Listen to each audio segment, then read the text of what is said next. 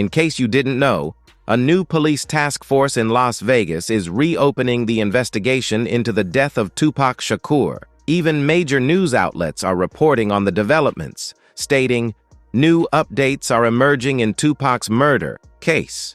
Rumors are swirling that high-profile figures like Snoop Dogg, Suge Knight, and Diddy may soon be questioned or even arrested as fans speculate that Snoop could have played a role in Tupac's death. This renewed suspicion stems from a resurfaced interview that raised eyebrows among federal agents. You were with Tupac, though, in regards to Tupac.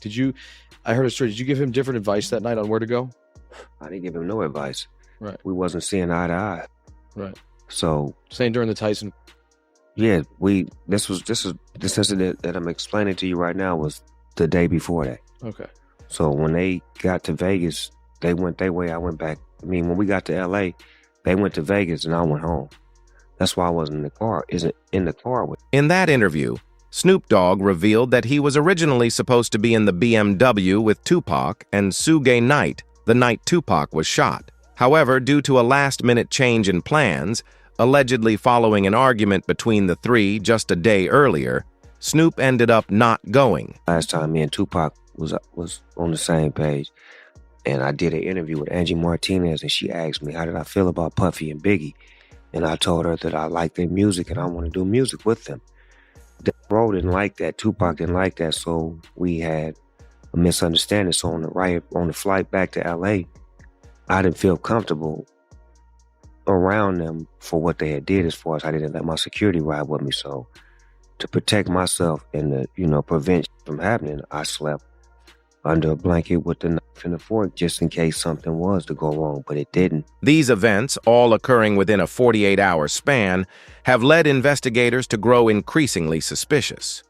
Some speculate that Snoop, who had deep ties to the streets back then, might have received a tip-off that something was going to happen that night, causing him to avoid getting in the car. Supporting this theory is another interview where Snoop admitted that just 2 days before Tupac's death, he felt like he hated him. Say a week before we was best of friends.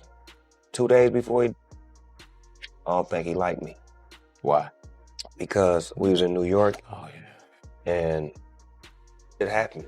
New York, they shot at me and did all kind of shit to me, like just the worst you could think of. And I forgave him. And went and did an interview and was asked, how do I feel about Puffy and Biggie? And I was like, I want to do some music with them. And that just rubbed Cuz the wrong way, like trying to kill me out at you, and you talking about you want to do a song with it.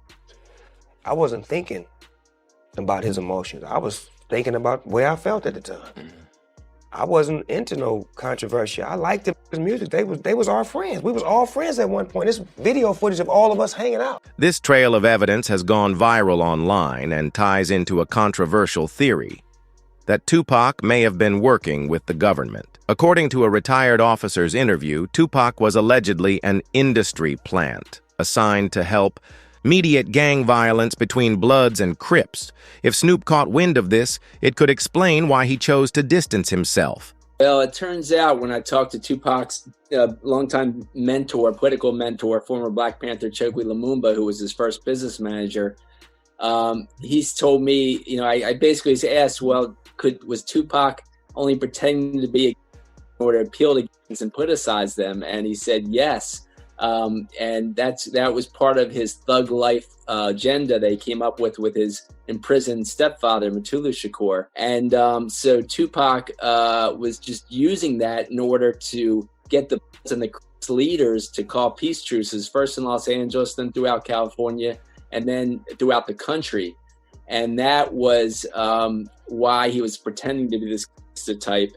And really, he was just an intellectual prodigy. The plan, if true, didn't work. Tupac ended up dead. But it might also explain why Snoop wouldn't want to be anywhere near him in Las Vegas.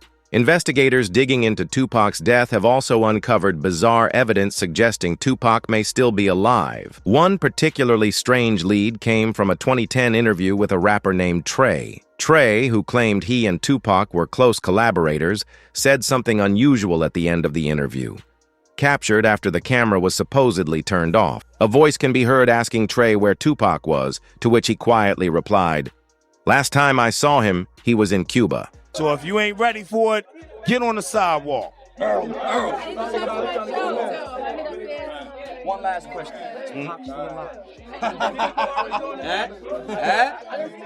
Nobody knows. Y'all good? Yeah, we good. Thanks a lot, man. We Last time I saw him, he was in church. Then, only 2 weeks later, a video surfaced online showing a man who looked exactly like Tupac casually hanging out in a Cuban parking lot. That's Pac, man. He was the outlaw. And Reg from Holla Back is trying to be friendly and get autographs. Holla Back exclusive, baby. Holla Back. That's when the Tupac is alive in Cuba theory truly exploded. And it's been one of the most talked about theories ever since. But now, in 2025, it's starting to feel less like a theory and more like a possibility. Suge Knight himself has said for years that Tupac is alive and doing well. In several interviews, Suge even claimed that Tupac was fine in the hospital after the shooting.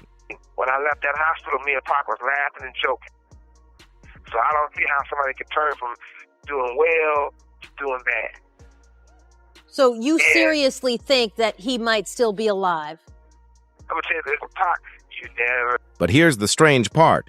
According to police records, Tupac was in a coma when he arrived at the hospital. So how could he and Suge have been laughing and talking if he was unconscious? The timeline doesn't make sense. Even in a 2008 interview, Suge doubled down on the claim that Tupac was still alive. He was conscious on the way to the hospital. He was conscious on the way to the hospital. He was conscious in the ambulance. He was conscious after they did the surgery. What was the last thing that he said to you? Suge Knight has stuck to this story ever since Tupac's supposed death. But things took a dark turn after that 2008 interview. Suge was almost killed at a nightclub when someone fired 6 shots in his direction. He refused to cooperate with police, believing the attack was retaliation for speaking publicly about Tupac. The mystery deepens when Suge's own son, Suge Knight Jr., made similar claims in 2018. He posted on Instagram that Tupac was alive and living in Malaysia. Shortly after, he posted screenshots of a threatening message that read, "You've said too much. It's time for you to go." Panicked, he uploaded several photos of Tupac with modern-day celebrities like 50 Cent and Beyoncé. One caption read, "He never left us, but they'll be after me soon." While some saw it as a stunt for attention, others believed Suge Jr. may have known more than anyone, considering his father was at the scene of the crime. Knight and their entourage went to the Mike Tyson at the MGM Grand. Keefe D and his nephew, Orlando Lane Anderson, and 2 of their friends were also there. Keefe D told LAPD Detective Greg Kading more than a decade ago, in a proffer that couldn't be used against him, the shooting was retaliation after Tupac jumped Orlando and beat him up at the casino. Surveillance cameras recorded the fight. Tupac was angry that Lane had stolen his necklace years prior in Compton. Tupac, Suge Knight, and the entourage left the casino quickly. Now let's compare all of this to the official police records from the night Tupac was shot. On September 7th, 1996, Tupac was in Las Vegas with Suge Knight, the head of Death Row Records. They attended a Mike Tyson boxing match at the MGM Grand. After the match, they encountered a known rival in the hotel lobby. Knew about Tupac's concert at the Club 662. Members, including Orlando and Keefe D, jumped in their white Cadillac and started cruising the strip looking for the offender. Before long, they finally spotted Tupac's caravan. At the intersection of East Flamingo Boulevard and Koval Lane, the white Cadillac pulled alongside the black BMW with Suge on the driver and Tupac on the passenger seats. The back window of the Cadillac rolled twice in the chest, once in the arm, once in the thigh. Security quickly broke up the altercation, and Tupac and Suge returned to their hotel to change clothes. Later, they got into a black BMW and headed out to a nightclub. Around 11 p.m., while stopped at a red light, another car pulled up beside them, setting the stage for the tragic events that followed. And Bubble Up was the driver, and Baby Lane and Freaky were in the back seat. We was just all in the car together. Just say that. This was the white Cadillac. Yeah.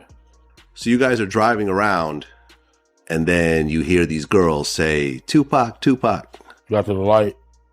He was going to go drink, and he happened to be hanging out the window. He's hanging out the window like he was in a parade. Tupac? Yeah, he was.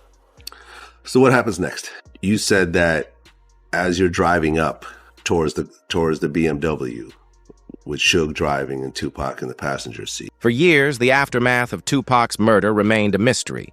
But then a man named Keith D gave a revealing interview on DJ Vlad's show. In it, he described the moment he and others pulled up on Tupac with firearms. Said that as you're driving up towards the BMW, with Suge driving and Tupac in the passenger seat, and you said that Tupac pulled out a... It looked like he was reaching, yeah. Yeah, it did. Okay. Yeah. Did you actually... No, once he got the reaching, I got the ducking. So someone from your car...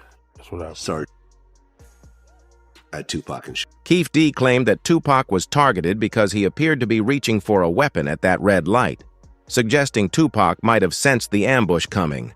He started... you say Suge looks over, he sees you? He looks right at you? Yeah, he looks at me. Okay. When he looks over at you, and then, Tupac's busy getting evident, the story is Tupac's trying to either get out in of the back seat or something. Yeah, what do you see happening inside of their car? I seen him going Suge head. I thought he was... So Orlando Johnson's car crossed Dre? He leaned over on the window we rolled out. To back up his claims, Keith D later released never-before-seen footage of his police interrogation, detailing what happened that night. The court files even included his emotional reaction to Tupac's death. Yeah, I hate that happened, dog. I really do, man. As if took a lot of people's lives, dude. Hate that happen. Probably to God. I feel that was wrong, man. It was just purely wrong. You know what I'm saying? I wish it had never happened. You know what I'm saying? That's my opinion on it. Wish it never happened, dude. The story gets even more bizarre. Keith D wrote a book titled Compton Street Legend, where he hints at being directly involved in the murder. Despite essentially confessing, he wasn't arrested until over a decade later. Fans suspect that locking up an elderly man now is just a smokescreen, that investigators are getting too close to the truth, and that truth might be that Tupac never actually died. In the entertainment industry, appearances can be deceiving. After all, it's Hollywood, who really knows what's going on behind closed doors?